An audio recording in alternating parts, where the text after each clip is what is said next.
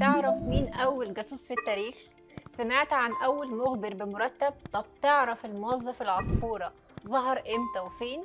الإجابة هتصدمك، فكمل الفيديو وخد فكرة. أيام الفراعنة كل حاجة كانت محسوبة، الزراعة، البرديات، المعابد، حتى الكلام، واللي يخرج عن النص بيتكتب فيه تقرير وبيتبلغ عنه فورا.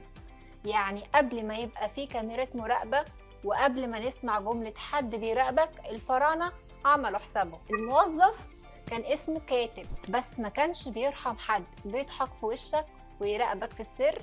واسمه ما كانش العصفورة، بس كان بيعمل شغل العصافير 100%، وشغلانته يراقب زمايله ويسمع كل همسة ويسجل كل حركة.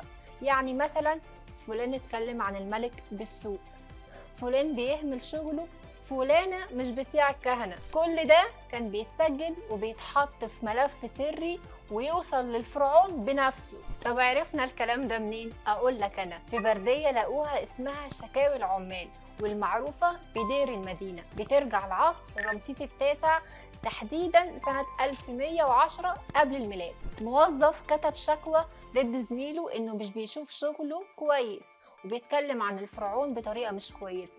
يعني بالبلدي كده سلموا تسليم أهالي، نظام مخابرات بس بالبرد.